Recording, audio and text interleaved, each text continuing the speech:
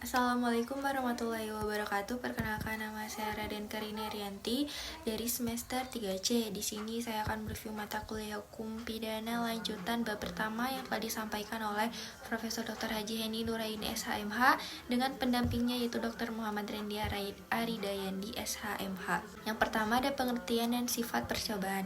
Pengertian atau definisi tentang percobaan tindak pidana tidak diatur dalam KUHP, tetapi dalam KUHP hanya ada batasan yang menentukan kapan ada percobaan dan menentukan syarat-syaratnya saja, yaitu seperti diatur dalam pasal 53 dan 54 KUHP. Maka yang dimaksud dengan percobaan adalah suatu perbuatan yang dilakukan seseorang dengan niat yang jahat dan niat itu sudah mulai dilaksanakan tetapi perbuatannya belum selesai.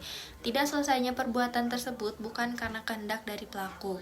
Sifat percobaan adalah sebagai dasar atau alasan memperluas dapat dipidananya orang, yaitu seseorang dapat dikenakan sanksi pidana apabila sudah memenuhi unsur pasal 53, walaupun tidak memenuhi unsur delik. Jadi, sifat dari pasal 53, percobaan dipandang sebagai memperluas dapat dipidananya orang dan bukan memperluas rumusan delik. Lalu ada dasar patut dipidananya percobaan. Yang pertama, teori subjektif terletak pada sifat batin atau watak yang berbahaya dari pelaku penganut teori ini, Van Hamel. Yang kedua, teori objektif terletak pada sifat berbahayanya perbuatan yang dilakukan oleh pelaku. Teori ini terdiri dari yang pertama, teori objektif formil, yaitu perbuatan itu dianggap berbahaya terhadap tata hukum. Yang kedua, teori objektif material, yaitu menganggap perbuatan itu dianggap berbahaya terhadap kepentingan atau benda hukum. Penganutnya itu Simon. Lalu kemudian ada unsur-unsur percobaan. Yang pertama adanya niat, yang kedua ada permulaan pelaksanaan, yang ketiga pelaksanaan tidak selesai bukan karena kehendak sendiri.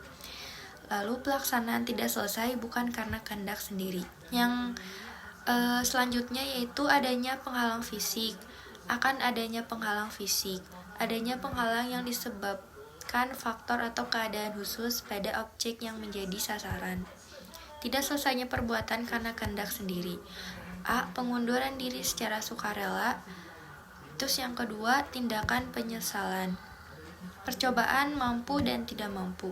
Percobaan tidak mampu muncul apabila perbuatan pelaksanaan telah dilakukan tetapi delik yang dituju tidak selesai atau akibat yang terlarang menurut undang-undang tidak timbul.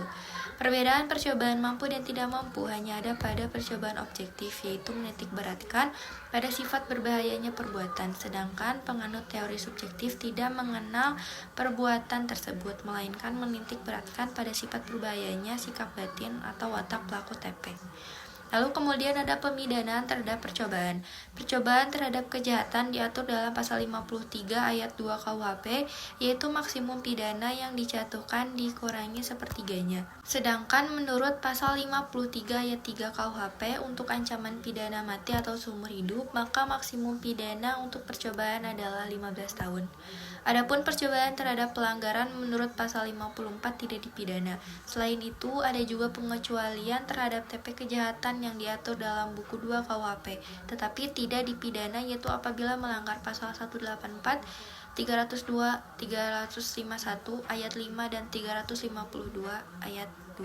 Sekian review hukum pidana lanjutan bab pertama dari saya. Terima kasih. Wassalamualaikum warahmatullahi wabarakatuh.